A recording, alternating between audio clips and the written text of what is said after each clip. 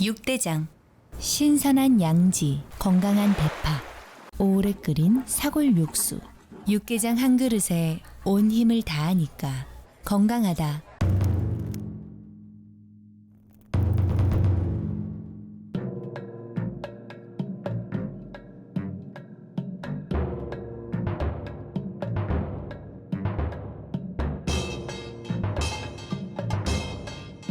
육개장은 육대장. 사랑이 샘솟고 웃음꽃 가득한 5월을 라디오 서울이 함께합니다. 강혜신의 오늘의 미국.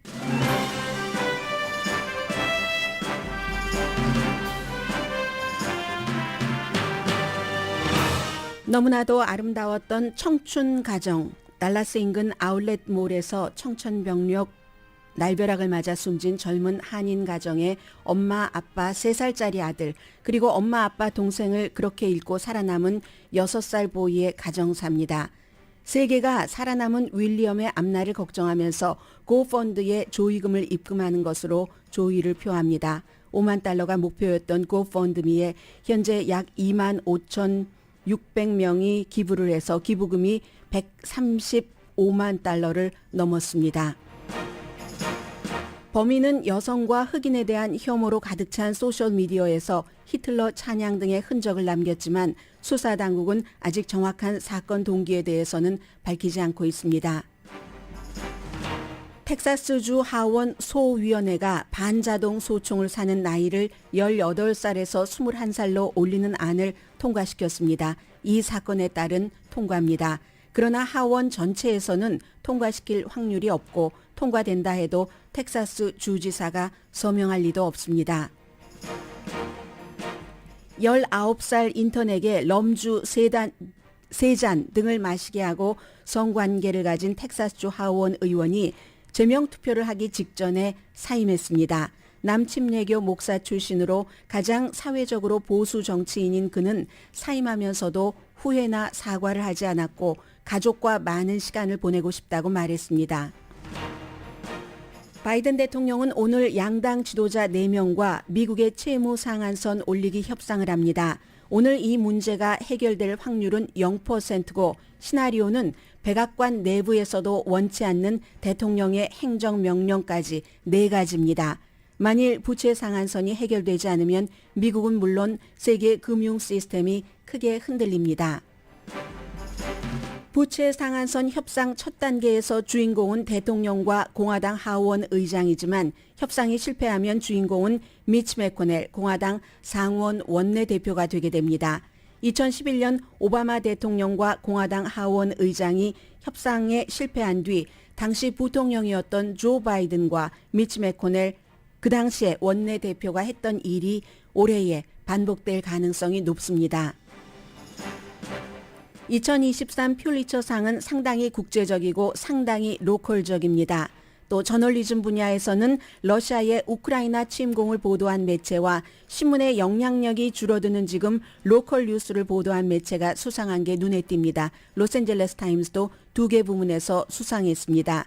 소설에서는 찰스 디킨스의 고전을 재해석한 작품이, 연극에서는 이란인들이 영어 시험을 준비하는 잉글리쉬라는 작품이 수상했습니다.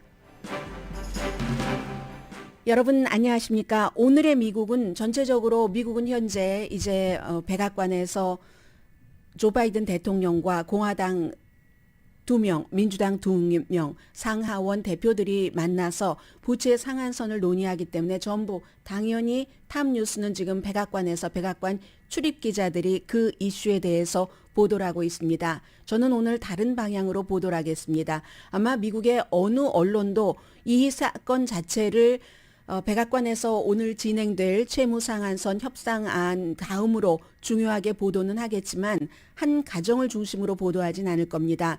물론 세계에서도 미국을 넘어서 굉장히 많은 나라에서 텍사스, 앨런이라는 인구가 지금 10만 명 조금 넘는다고 하더군요.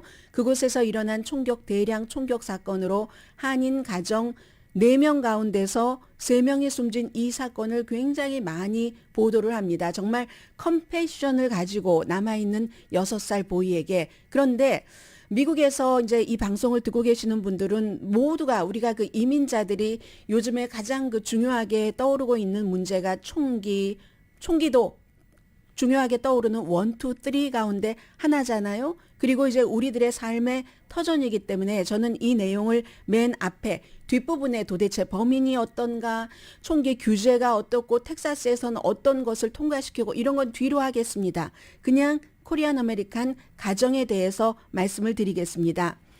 이태원에서의 할로윈 그 비극적인 사건이 일어났었을 때 한국에서는 여당과 야당이 서로를 손가락질하면서 희생자의 이름과 얼굴을 공개해야 되느니 공개하지 말아야 되느니 정치적으로 싸웠습니다. 그런데 미국에서는 이처럼 대량 총격 사건을 포함한 대대적인 비극이 있었을 때는 꼭 그 비극의 희생자를 보도를 합니다. 자세히 보도를 합니다.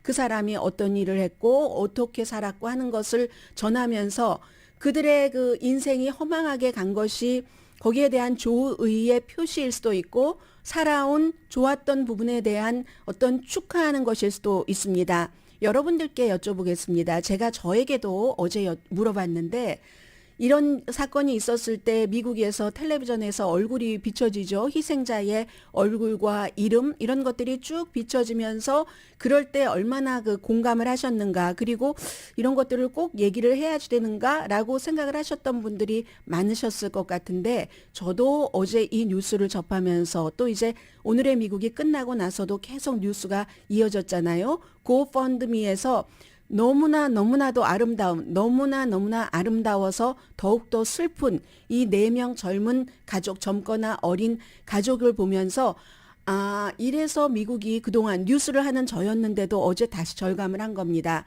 희생자에 대해서 이렇게 많이 보도를 하는구나 하는 그런 생각을 하면서 전해드리겠습니다. 일단은 희생자들이 어제 말씀드렸던 H&M의 부매니저였던 다른 사람 12명을 대피시키고 본인은 숨지고 만 사람 그리고 20대의 경비원 또 2학년과 4학년이라고 하는 초등학교 자매 여학생 그 어머니는 다치셨어요. 그리고는 5년 전에 미국에 와서 토목기사로 텍사스에서 일을 하고 있고 인도계의 엔지니어링 공부를 하고 있는 그런 그 여성 인도에서는 난리가 났죠. 그분의 부모님이 아버지가 뭐 판사시라던가 그 인도에서 그렇다고 하거든요. 그리고는 37살, 35살 한인 젊은 부부와 3살 아들이 숨지고 6살 아들 윌리엄만 살아남았습니다. 제임스와 그리고 이 와이프는 35살의 강신영 씨는 미국 이름이 있더군요. 신디. 그리고 변호사였던 그 조규송 씨는 와이프는 치과 의사였고요. 조규송 씨는 미국 이름 없이 그냥 규라는 본인의 한국 이름을 쓰고 있었습니다.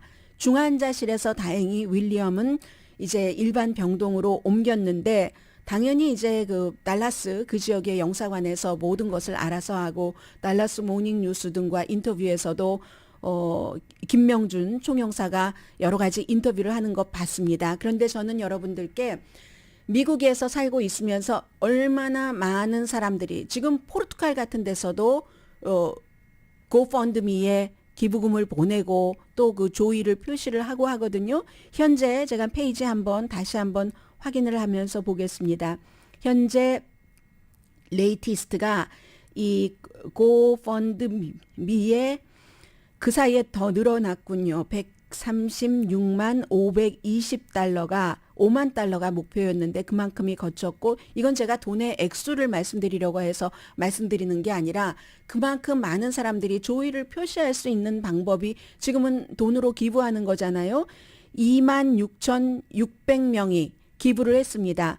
그 가운데서 많은 사람들은 그냥 기부만 한 사람들이 굉장히 많고 그냥 기부만 하신 분들이 많고 나머지 분들은 891분이 조의를 표시를 했거든요. 이 조의를 표시한 분 가운데서 한국인 이름이 많습니다. 그런데 이제 이 GoFundMe 자체가 영어로 된 그런 사이트고 뭔가를 기부를 하는 사이트잖아요.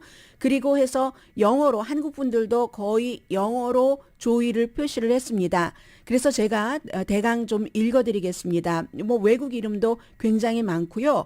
간간히 한글로 여기에 한글로 조의를 표시하실 수도 있습니다. 나중에 윌리엄이라는 6살짜리 아이가 병원에서 퇴원을 해서 그 즉시는 아니더라도 나중에라도 이것을 읽어보면은 방명록처럼 굉장히 힘이 되지 않을까 그런 생각을 합니다. 그래서 일단 거의 모든 분들이 신의 가호가 있기를 이런 얘기를 많이 해주셨고요. 슬픔을 표현하기 어렵다라고 얘기를 해주셨습니다. 제가 지금 여러 가지를 쭉 불러드리는 동안 여러분들도 미국에서 일어나는 대량 총격 사건 그리고 이 젊은 그 가정에 대해서 여러 그 의견을 한번 이제 되돌이표로 생각을 해보시기 바랍니다. 줄리 첸 씨, 윌리엄을 생각하면 잘 자라서 이 고통을 극복하길 바란다. 윌리엄, 너의 부모와 동생은 너를 사랑하고 너를 지켜볼 거야. 가필림, 이름 발음하기가 어렵네요. 코리안 아메리카는 아닌 것 같습니다. 전부 돈도 기부하고 조의를 표시해 주신 분입니다. 박명록입니다. 일종의. 너무나도 이분은 한국 분이시네요. 너무나도 마음이 아픕니다. 한국말로 쓰셨습니다. 윌리엄을 위해 기도해요. 어른들이 미안해 아가. 그리고 노윤식 씨는 나는 윌리엄 너와 너의 가족을 한 번도 만난 적이 없지만 내 친구는 너와 너의 가족을 안단다. God bless you. 너의 고통을 완전히 가시 치유해 주실 거야. 그리고 어떤 분은 My dear William, 너는 신에 의지하고 신을 믿어야 해. 엄마와 아빠 동생은 언제나 너와 함께 있을 거야. 언제나 행복하기를. 기도와 사랑을 보낸다. 폴라 밀란 씨가 적어주셨습니다. 베티 정 씨는 내가 허그를 보낼게. 언제나 너를 사랑하고 지지하는 사람이 있다는 걸 알면 좋겠어. 너의 부모와 동생은 평안할 거야. 사만타 H 씨, 말로 어떻게 이 가족에 대한 슬픔을 표현할 수 있을까? 나를 송두리째 흔들고 있다. 빛과 사랑을 보내며 포르투갈에서. 알란 탱 씨, 윌리엄, I'm sorry. 윌리엄, 내가 이런 일을 겪다니 나의 인생에 이런 일이 있다는 걸 상상하기조차 힘들구나. 그러나 God과 신과 너의 주변에 있는 사람들이 너에게 사랑을 보내주길 희망한다. 비극이나 대량 살상 총격 사건이 일어나지 말아야 하는데 또 이런 일이 일어나는구나. 헨리 트란시, 신디를 개인적으로 기억합니다. 정말 좋은 사람이고 그곳에서 평화롭게 지내기를. 신디의 가족에게 어떤 영향이 미칠지 걱정된다고. 신디가 이제 그 엄마입니다. 더 강해지도록 기도한다. 윌리엄을 위해서. 에이프릴 안씨, 삼가 고인의 명복을 빕니다. 극적으로 살아남은 윌리엄에게 많은 사람들의 작은 도움으로 힘이 되었으면 좋겠습니다. 조셉 조씨, 가족분들께 이제 그분들의 가족분들이 계시지 않겠어요? 그리고 윌리엄에게 조의를 표시하셨습니다. 애슐리 루비노 씨, 윌리엄에게 이 슬픔을 어떻게 표현할 길이 없네. 아마 신이 너를 레이즈업 들어 올리실 거야. 창조 오 씨도 삼가 고인의 명복을 빕니다. 이렇게 써주셨고요. 때로는 세상이 분노와 미움으로 가득하지만 윌리엄, 내가 너의 미소를 지을 수 있는 능력을 놓아버리지 않길 바래. 루즈라는 단어를 쓰셨습니다. 웃을 수 있는 능력도 루즈하지 않기를 바래. 엄마 아빠를 기억하는 능력, 강하고 해피하게 살길 바래. 동생을 사랑하던 능력을 잊지 않길 바라고. 윌리엄, 내가 꽉 찬 인생을 살기를 바란다. 르샨 테일러 씨, 윌리엄, 언젠가 너는 청년이 되겠지. 그리고 나의 기도는 윌리엄, 내가 평화와 이 비극의 목적을 찾길 바라는 기도야. 가장 힘든 시간에 언제나 기억하렴. 너는 사랑받고 너의 가족을 너는 다시 볼 거야. 이렇게 써주셨습니다. 이 밖에도 굉장히 많은 분들이 지금도 계속 써주고 계시는데요. 여기서 끊죠. 아무튼 가장 많은 분들이 남의 일 같지 않다. 이 가운데서는 이제 미국에서 쓰신 분들이 많으실 것 같고요. 신에 의지해야 된다는, 그러니까 어떻게 보면은 그 믿는 분들이 많이 쓰신 것 같은데 더욱 컴패션이 있는 게 아닌가 이렇게 생각을 하다가 또 생각을 해보니까 이 신디라는 그 엄마와 아빠가 37살, 34살 변호사와 아빠는 엄마는 치과 의사였고 제임스가 3살이었죠. 그리고는 이제 이 지금 살아남은 윌리엄의 며칠 전에 생일 선물을 받아서 그걸 이제 바꾸기 위해서 앨런에 있는 이 아웃렛 몰에 갔다고 하는데 이분들이 교회에 다니고 계셨기 때문에 교우가 또 많은 그런 교회에 다니고 계셨다고 하네요. 그런데 이제 이분들이 평소에 막 그렇게 활발하게 활동을 하시는 분은 아니셨으나 그만큼 살아가는 동안 짧은 너무나 찬란하게 아름다운 그런 짧은 생이었지만 주변에 이렇게 그들을 이렇게 기억을 하시는 분들이 많다는 거 이런 것도 생각하게 됐고요. 아무튼 윌리엄은 물론 윌리엄의 또 다른 가족, 그 샌디 씨의 가족, 또 그 아빠 이름 한번 불러드릴게요. 제가 방송에서 이름 잘 부르지 않는데 그만큼 이제 뭐 기억하고 싶은 윌리엄을 위해서도 그렇고 그런 가정이기도 합니다. 아버지 37살 조규송 씨, 어머니 강신영, 샌디 씨, 그리고 엄마 아빠와 함께 먼저 가버린 제임스 3살, 큰아들 윌리엄. 지금 이제 회복될 것으로 모든 분들이 기도를 해주시고 이건 이제 미국에서뿐만이 아니라 많은 분들이 이제 이런 일들 윌리엄에게 제일 많은 어떠한 그 마음을 보내주고 계시겠다고 짐작은 합니다.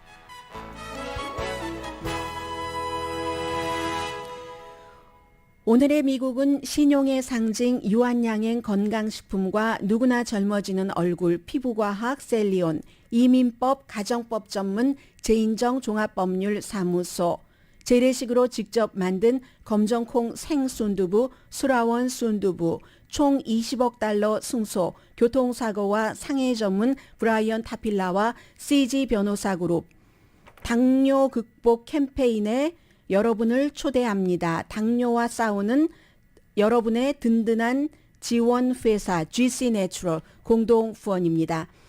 잠시 뒤에는 이제 이 사건의 용의자 왜 그랬을까?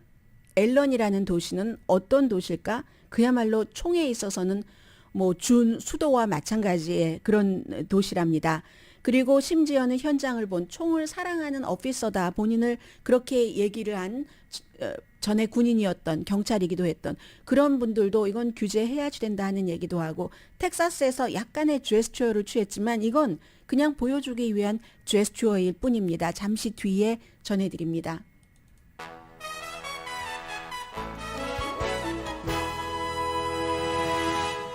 라디오 서울 방송 오늘의 미국 듣고 계십니다. 네, 8명이 숨지고 7명이 아직도 그 병원에 입원해 있습니다. 지금 그 건맨의 그 소셜 그 어카운트에 보면은 총 사진, 뭐 조끼, 방탄 조끼 사진 이런 것들도 많이 있다고 하고요.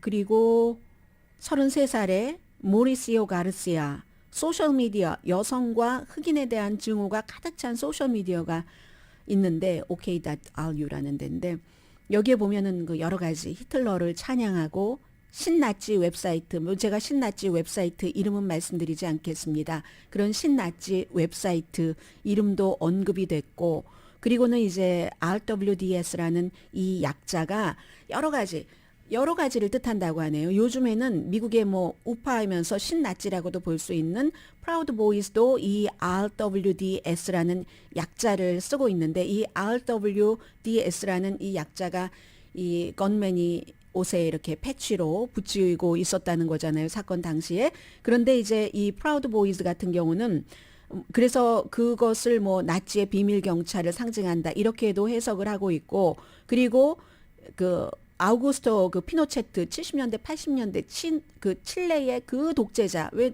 정치적인 적은 암살단을 만들어서 막 죽이고 했잖아요. 그런 그 피노체트가 뭐가 잘못이 있어? 프라우드 보이즈는 그렇게 얘기를 합니다. 프라우드 보이즈가 그렇게 얘기하는 그것에 그 피노체트는 did nothing wrong. 이거의 약자를 따서 그런 그 레이블을 같이 해석을 한다고도 하거든요. 그러니까 복잡한 건데 분명한 것은 뭐 히틀러 찬양, 신나치, 이런 무슨 독재자 찬양 이런 것에 이 용의자가 다가갔었던 것은 사실이지만 그렇다고 어떠한 특수한 조직의 뭐 프라우드 보이즈라든가 이런 데에 가입한 흔적은 없답니다. 군에 들어갔다가 육군에 들어갔다가 3개월 만에 말하자면 쫓겨난 거예요. 정신적인 문제인지 신체적인 문제인지 확실치는 않지만 그게 이제 그리고 나서 경비회사를 세 군데를 다녔고 사건 당시에도 경비원으로 일하고 있었다는 건데 지금으로서는 이제 지금 수사를 하는 단계이기 때문에 정확한 목적이 무엇인가 이걸 알기는 굉장히 힘들고요.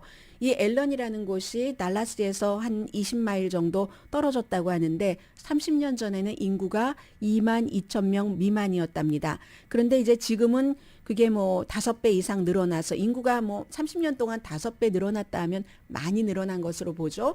10만 7천 명 정도 되는데 경제의 붐이 일어나서 왜냐하면 테크 붐 같은 것들이 일어났고 이렇게 앨런 아웃렛 몰처럼 쇼핑몰이 있고 쇼핑몰이 있다는 것은 엔터테인먼트 센터가 된다는 얘기이기도 하죠. 그리고 이제 뭐 하이스쿨 유명한 그 풋볼팀이 있어서 유명한 그 선수도 여기 그 앨런 그 하이스쿨 나오기도 했고 너무나 보수적인 곳이랍니다. 이곳이 보수적이어서 총이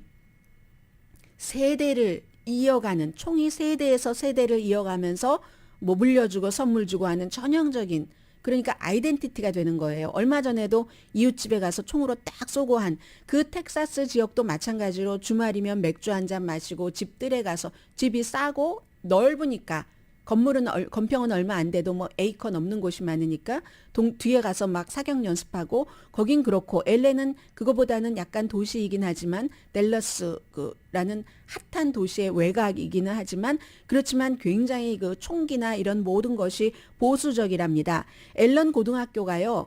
주에서도 그렇고 전국적으로도 그렇고 무슨 뭐 총 쏘는 챔피언 뽑고 이런 것에 완전히 본거지라고 하거든요. 지역이 막 사격장이 굉장히 많고 6학년 정도가 되면은 6학년입니다. 6th grade 정도가 되면은 완전히 표적을 해서 이 사격하는 이런 것에 능한 그런 어린이들이 많이 있는 곳이 앨런이라는 겁니다.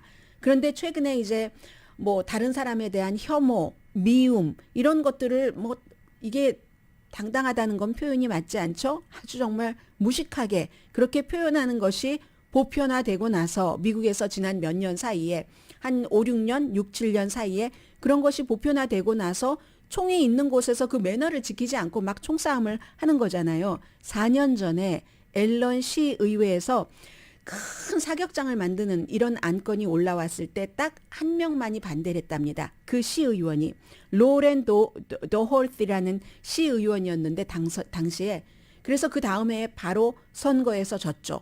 그리고 큰 사격정이 들어섰는데 앨런이라는 곳이 그 2019년인가 텍사스 엘파소에서 23명이 숨진 그것도 막 인종차별적인 막 이런 것에 의해서 그런 것을 용의자가 막 써놓기도 했고 그런 총격 사건이 일어났잖아요. 그게 이 앨런 주민이었답니다. 2월 달에 유죄를 인정을 했어요. 올해. 앨런 주민인데 앨런에서부터 뭐 700마일도 넘는 텍사스 엘파소까지 자동차를 타고 가서 총격 사건을 일으켰잖아요. 그렇게 앨런에서의 총은 뭐 그 나의 아이덴티티다 하는 그런 것이 있을 정도고 다행인 것은 그래도 그 이러한 부분에서는 굉장히 뭐 보수적이라고 하고 할 수 있지만 정치적으로는 조금 섞여 있다고 하네요. 그래서 2020년도에는 트럼프가 아닌 바이든에게 투표를 한 곳이 이 앨런이라는 시랍니다. 아무튼 이런 곳에서 일을 하면서 아울렛 몰이었으니까 얼마나 많은 직원들이 일하고 있었겠어요. 사건이 일어난 H&M의 그 부매니저도 숨졌지만 손님들을 구하고 숨졌지만 또 다른 엘렌에서 일하고 있는 직원의 아버지가 스티븐 스팡하워 씨가 올해 63세십니다. 이분이 육군 오피서였고 본인이 경찰을 하기도 했습니다. 지금은 은퇴하셨겠지만 본인을 총기 애호가라고 얘기합니다. 이분은 오늘 뉴욕타임즈와의 인터뷰에서 가디언과의 인터뷰에서 많은 언론과의 인터뷰에서 아들이 H&M에서 일을 하고 있다가 총소리를 들었다고 아버지에게 전화를 한 거예요. 전화든가 텍스트인가를 통해서 아버지에게 알린 거예요. 아버지가 막 뛰어가셨죠. 아니 자동차를 타고 가셨겠죠. 마음은 자동차의 속도보다 더 빨리 아들에게 뛰어갔겠죠. 현장에 가서 보니까 여기저기 쓰러져 있는 사람 맥박을 짚어보니까 어린 소녀가 맥박이 뛰지 않더라. 이제 숨진 2학년이나 4학년 초등학교 여학생 2명 가운데 1명이었겠죠. 어머니는 살아계시니까 그 어머니는 평생 어떤 마음으로 사시겠습니까? 그래서 그런 것들을 딱 보고 나니까 이분이 얘기하기를 내가 설령 총기 애호가일지라도 미국에는 의미 있는 총기 규제가 필요하다. 이렇게 얘기를 하셨습니다. 그런데요. 실제로 어제 텍사스주의 하원의 소위원회입니다. 전체위원회가 아니라요. 소위원회입니다. 소위원회에서 반자동 소총을 이번에 범행에 사용된 것과 같은 AR 스타일의 소총을 사는 나이를 18살, 지금 18살만 되면 주마다 다르지만 텍사스주는 소총을 살 수가 있습니다. 그리고 어떤 주는 21살 아니라도 무슨 허가 없이 핸드건도 살 수 있고 그런 주가 많이 있잖아요. 최근에 더 늘어나죠. 연방 대법원에서 총기 소지 자유를 지지하는 판결을 내린 이후에 그래서 텍사스주의 소위원회 이름이 뭐냐면요. 안전을 위한 무슨 소위원회던데요. 하원 커뮤니티 안전위원회. 어제 이 나이를 AR-15과 같은 반자동 소총을 살 수 있는 나이는 18살에서 21살로 올리는 안을 통과를 시켰습니다. 마지못해 통과시킨 거예요. 이 하원 이 커뮤니티 안전위원회 위원장이 투표하는 것을 거부했습니다. 끝내 거부를 하려고 하다가 이런 사건이 일어나 버렸잖아요. 이게 이제 마감 시한이 있기 때문에 안 하고 끝내버리려고 이게 의장의 권한이 그런 데서 발휘가 되는 거죠. 안 하고 끝내버리려고 했는데 아니 이게 웬일? 공화당이요. 공화당 정치인이 2명이 덜컥 민주당에게 가담을 해버렸네요. 그래서 이게 8대5로 통과가 돼버린 겁니다. 아니면 2명이 이쪽으로 왔으면 뭐 6이 되는 거죠. 8대5로 공화당 의원들이 민주당에 조인을 해서 어제가 데드라인이었네요. 하원에 보내는, 하원 전체에 보내는. 그런데 이게요. 많은 의원들이 또 그런 얘기도 해요. 뭐 이런 법이 있어도 뭐 지켜지겠어. 뭐 이런 얘기도 하고 하원 전체위원회에 보내면 뭐합니까? 지금은 시기가 딱 그 마감 시한에 이런 사건이 저질러졌으니까 공화당 의원들도 마음을 움직여서 그렇게 할 수 있었고 이걸 다 단속을 못한 거죠. 공화당 측에서. 그래서 통과가 됐는데 전체 하원으로 이제 가는 겁니다. 소위원회에서 통과가 됐으니까 절차가. 그래서 만약에 전체 하원에서 통과됐다고 치고 상원에서도 통과됐다고 쳐요. 그럴 리도 없지만 왜냐하면 하원에 역시 그 텍사스이기 때문에 공화당이 다수당이잖아요. 하원의 그 공화당의 총 책임자가 내가 논의하는 것까지 토론하는 것까지 디베이트까지 막지는 않겠어. 지금 이 순간에 디베이트 막으면 난리가 나죠. 일반인들 사이에서. 디베이트를 막지는 않겠어. 하지만 이게 통과될 리가 없는 겁니다. 그때쯤 되면 충분히 전체 하원에 공화당 대표가 뭐 단속을 할 수 있는 시간도 있고 사람들도 마음이 조금씩 또 달라지잖아요. 지금은 이제 나의 정치 이력 이런 것보다도 사람의 생명을 생각하지만 나중에 조금 시간이 지나가면 사람의 생명도 내가 정치인으로서 재선이 돼야지 저 사람의 생명을 구할 수 있는 거야. 이렇게 갈 수 있는 확률이 높은 게 정치인들의 지금까지 봐왔던 우리가 정치적인 히스토리잖아요. 그렇기 때문에 하원 전체 회의에서 통과될 까닭이 없고 통과된다 할지라도 주지사가 이걸 서명을 할 리가 없다는 겁니다. 주지사는 계속 얘기를 하고 있잖아요. 정신건강이다. 사람들은 너무 이런 일들을 단시간에 해결하기를 원하지만 단시간에는 해결할 수 있는 일이 아니야. 이게 정신건강의 문제이기 때문에. 그러면 이제 총기 규제를 원하는 측에서는 정신건강에 이상이 있다고 누구나 다 뭐 사람들을 이렇게 한꺼번에 뭐 8명 이상씩 숨지게 할 수 있는 건 아니야. 그런 대량 살상 무기가 있기 때문에 그렇지. 하지만 그런 것을 받아들이지 않고 또 받아들이지 않는 문화에서 살아온 대대로 총이 세습이 됐고 나는 한 번도 이 총을 가지고 다른 사람에게 해를 입힌 적이 없다. 그 사람들이 그런 주장을 할 만한 거죠. 그 사람들은 그렇게 살아왔으니까 대대로 남에게 해를 입히지 않고. 그러나 사회의 법이라는 것은 남에게 해를 입히지 않는 사람을 위해서 만드는 게 아니잖아요. 해를 입힐 수 있는 인간의 욱하는 성격 같은 것을 누르기 위한, 왜냐하면 많은 사람들이 함께 살고 있으니까 그게 법이잖아요.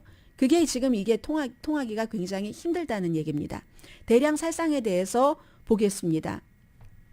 2019년도에요.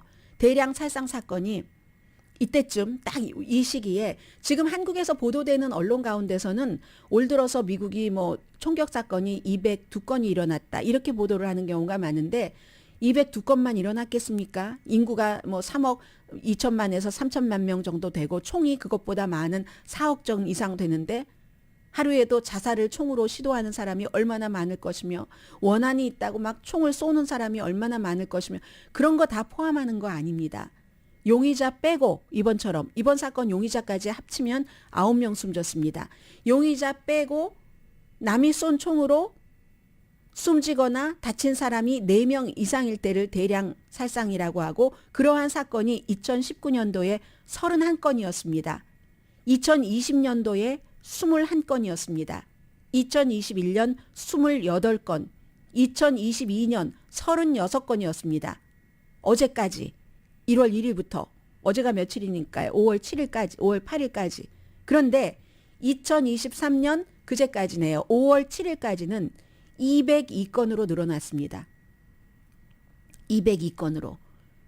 이런 것들이 이제 뉴욕에서 무슨 뭐 거리에서 총을 가지고 다닐 수 있게 한다던가 연방 대법원의 판결이라든가 이런 판결이 나온 이후에 사람들의 인식도 달라지고 그리고 다다익선이 있는 게 있고 많으면 많을수록 좋은 게 있고 많으면 많을수록 결과가 분명한 게 있습니다. 총이라는 것은 누구 사냥이든 취미든 어쨌든 상대가 사람이건 다른 생명체이건 쏘아서 상해를 입히거나 죽게 하는 거잖아요. 그럼 그 물건의 목적이 그러한데 더군다나 전쟁터에서 적을 막 적개심을 가지고 있다가 쏘기 위한 목적으로 만든 이 같은 대량 살상 무기가 있는데 이런 총기 규제가 약화되는 상황에서 사건이 덜 일어나겠습니까? 많이 일어나겠습니까? 뻔한 것 아니겠어요? 다시 한번 불러드립니다. 2019년도에 1월 1일부터 5월 7일까지 대량 살상이 미국에서 31건, 2020년 21건, 2021년 28건, 2022년 36건, 2023년 202건. 그럼 앞으로 지금 얼마나 더 많이 있다는 얘기입니까? 그것도 시카고, 저쪽 동쪽 시카고에서부터 뭐 미시시피, 뭐 테네시 이런 데를 와서 텍사스 또 가장 이쪽 서쪽으로 캘리포니아주까지 북쪽으로 올라가면은 또 다른 지역도 있잖아요. 장소는 이번처럼 쇼핑몰에서 이제 아울렛몰까지 갔죠. 학교, 개인 파티하는 곳, 이웃집이 총 쏘는 거 좀 멈춰달라고 했다고 이웃집에 집에 들어가서 방방마다 찾아다니면서 총을 쏘고 이게 미국의 현실입니다. 그렇기 때문에 이 총기 이 문제도 2024년도 대선 그리고 이제 그 기간 어느 시점에 어떠한 이런 것이 발생하느냐에 따라서 많은 그 유권자의 표도 갈릴 것 같고요. 너무나 아무튼 엄청난 사건들이 미국에서는 총으로 인해서 사실은 총으로 세워진 나라죠, 미국이. 인디안 원주민이 살고 있을 때 총, 점, 병균 뭐 이런 것들을 이제 가지고 와서 인디안들은 거기에 대해서 저항력이 없으니까 약도 없고 그렇게 해서 세운 나라가 결국은 지금 총으로 이거 잘 잡지 않으면은 미국이 어떻게 될지 총으로 어떻게 될지 알 수 없는 상황입니다. 잠시 뒤에 오늘 미국의 또 다른 탑 뉴스 전합니다.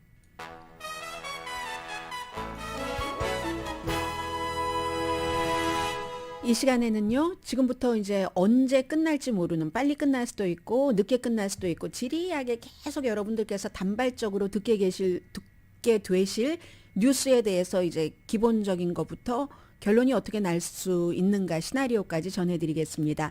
연방정부의 채무 상한선, 그 데실링이 높여지지 않으면 정부는 6월 1일에 채무 불이행이 된다. 그래서 세계적으로 여러 가지 뭐 경제적인 상황이 나빠지겠죠, 당연히. 이게 재무장관의 경고입니다. 하원에서는 좀 올리는 대신에 엄청나게 많은 삭감하는 것을 하원이 이제 공화당이 다수당인 하원에서요. 그렇게 통과시켰는데 백악관은 절대로 이걸 받아들일 리가 없고 그래서 케빈 맥카티와 이제 그 민주당 또 공화당의 그 미치 매코넬과 민주당 대표를 백악관에서 초대해서 아직 만나고 있는 것 같지는 않습니다. 오늘 오후라고 시간이 정해졌는데 그게 이제 오늘 결정될 것은 없고 오늘 이제 최선의 결과는 판을 깨지 않는 것. 우리 다시 안 만나겠어요. 뭐 이런 얘기를 하고 나와서 뭐 로즈가든에서 각 양당 대표가 전혀 다른 짧은 기자회견을 하는 이게 이제 최악의 순간이고요. 그럼 시나리오를 4개를 말씀드리겠습니다. 첫 번째는 아주 간단하게 심플하게 올려버린다. 조건 없이 민주당이 원하죠. 그리고 역사적으로 오랫동안 해왔던 거고 트럼프 행정부 때도 3번이나 그렇게 했었고 수많은 전직 대통령이 그렇게 했었는데 이 데스힐링이라는 게 생긴 것은 1차 대전이 끝나고 나서 돈이 많이 필요하잖아요. 그러니까 돈을 빚을 내서 쓸 수밖에 없었습니다. 1917년도에 의회에서 그리고 매년 이렇게 올라가는 거예요. 그렇게 됐고 1960년대 이후에 78번, 레이건 대통령도 8년 동안 18번을 이 데스힐링을 높였습니다. 기술적으로 수십 년 동안 그냥 자동적으로 하는 거였는데 지난 뭐 10년, 20년 사이에 특히 이제 오바마 때부터 공화당이 또 다수당이었었을 때 이때 이게 완전 인질이 되는 거예요. 그렇게 해서 이런 문제가 생기게 되는 거고 시한폭탄인 거죠. 지금 바이든 행정부도 이 협상은 거부를 합니다. 왜냐하면 너무 많은 뭐 사회복지 시스템 민주당에서 볼 때는 그걸 삭감하라고 하기 때문에 두 번째 협상한다. 지출은 줄이고 채무 상한선 높인다. 이게 이제 공화당이 원하는 거잖아요. 공화당은 소셜 시큐리티, 메디케어, 군인의 메디케어, 푸드 스탬프, 국경 안보 뭐 이런 것만을 빼고는 대체로 로컬 경찰 기금도 조금 들어가나요? 그 정도만 빼고는 모든 분야에서 사람들의 복지 지원하는 것은 다 빼자라는 겁니다. 그러니까 가능성이 없습니다. 첫 번째 것도 가능성이 없고 공화당이 반대할 테니까 조건 없이 올리는 거. 두 번째는 민주당이 반대하니까. 민주당은 오케이. 그러면 어느 정도 삭감을 하더라도 그러면 돈이 모자라니까 어차피 모자라서 데스힐링, 채무 상한선을 올리는 거니까 적어도 그럼 부자에 대한 세금 인상하자. 그 큰 기업에 대한 세금도 인상하자 하는데 이건 또 공화당이 절대로 받아들일 수 없다고 얘기를 합니다.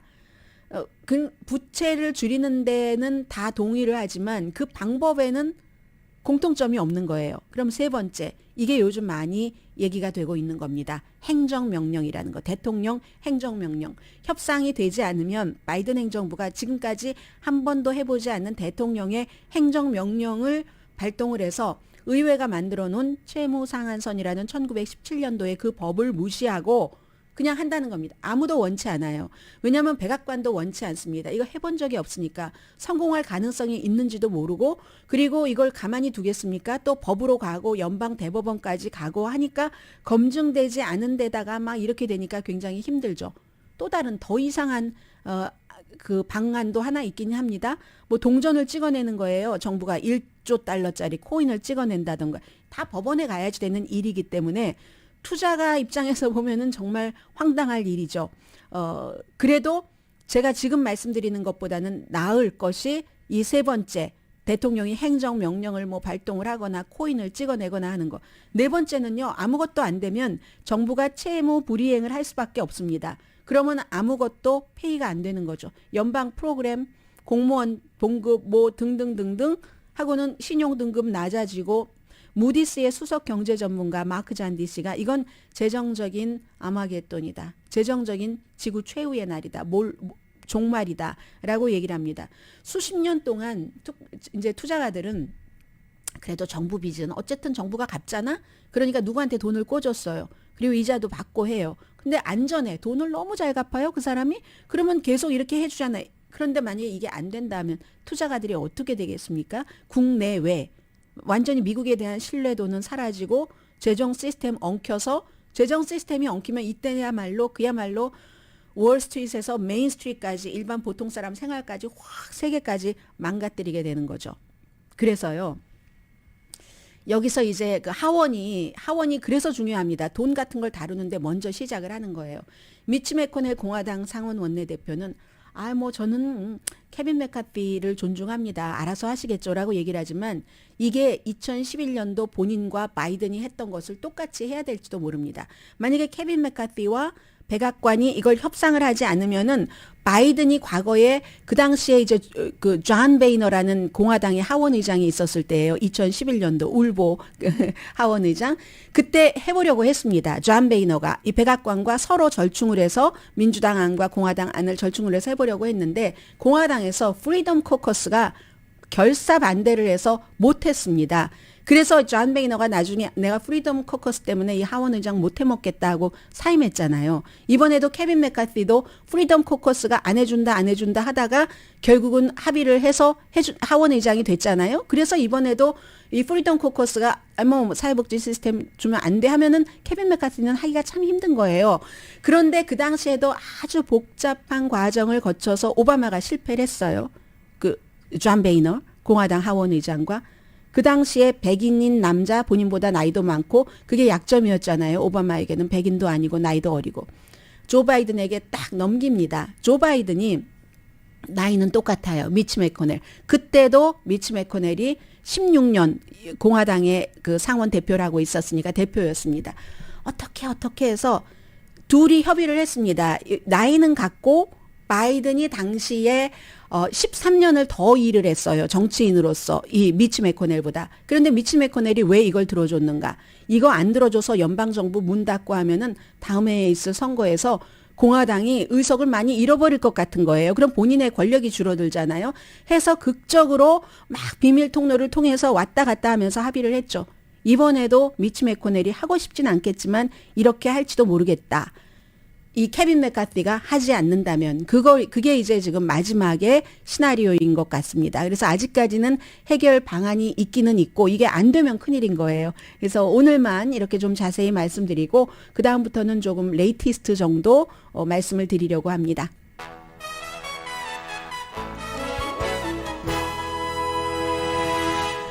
라디오 서울 방송 오늘의 미국 듣고 계십니다. 브라이언 슬래튼이라는 텍사스주의 이제 공화당입니다. 하원 의원이 오늘 제명 투표하기 전에 어제 사임했거든요. 그런데도 불구하고 하원은 오늘 제명 투표를 하기는 한답니다.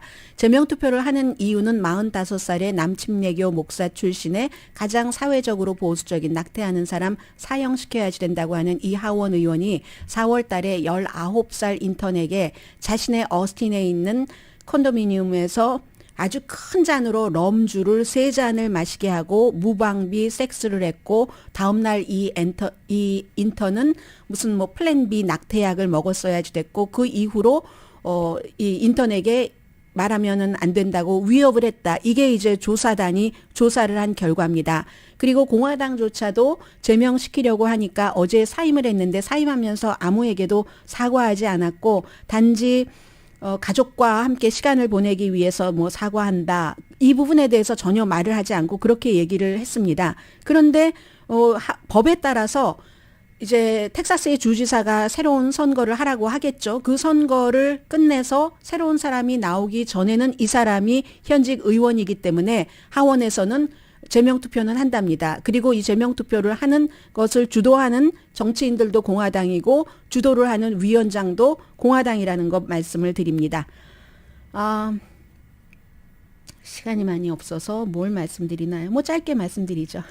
매년 퓰리처상 하면은 저널리즘과 그 밖에 예술 분야에 주는 것이기 때문에 저널리즘을 먼저 말씀드리는데 오늘은 다른 분야부터 말씀을 드리겠습니다. 이것도 이제 미국을 쭉 볼 수 있는 그런 분위기 같아서요. 소설에는 에르난 디아즈라는 분이 쓴 트러스트, 신뢰 이런 그 소설인데 자본가는 그 자산에 대해서 어떻게 보고 있는가 그런 스토리를 쓴 책이고 또 하나는 이제 찰스 디킨스의 예전에 그 고전을 새로운 시각으로 해석한 뭐 그런 작품. 드라마는 4명의 일한 사람들이 영어 시험을 보는 거예요. 거기에 관한 그런 그 연극이에요. 연극상을 받았고 넌피션에서는 워싱턴 포스트의 기자 그 2명이 His name is George Floyd.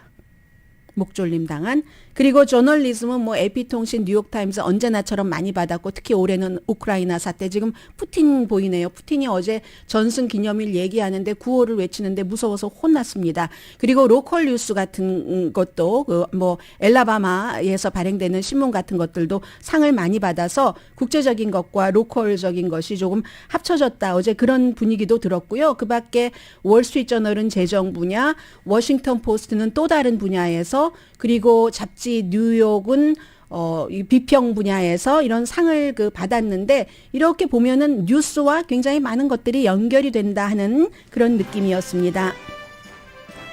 오늘의 미국은 신용의 상징 유한양행 건강식품과 누구나 젊어지는 얼굴, 피부과학 셀리온, 이민법 가정법 전문 제인정 종합법률사무소, 재래식으로 직접 만든 검정콩 생순두부 수라원 순두부, 총 20억 달러 승소, 교통사고와 상해 전문 브라이언 타필라와 CG 변호사 그룹, 그리고 당뇨 극복 캠페인에 여러분을 초대하는 당뇨와 싸우는 여러분의 든든한 후원회사 GC 내추럴 공동폰이었습니다. 10시에 좋은 아침, 좋은 하루 방송됩니다.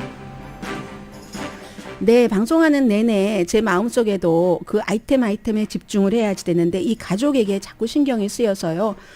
텍사스 엘렌에서 3살짜리 아들과 함께 숨진 37살, 35살 부부와 살아남은 6살 윌리엄. 굉장히 많은 분들이 생각을 하고 계십니다. 그 사이에 사람들이 늘어나서요. 사람들도 늘어나고 기부금도 엄청 많이 늘어났습니다. 정말 조의를 표하고요. 윌리엄 군의 행복한 인생을 기원합니다. 강혜신이었습니다.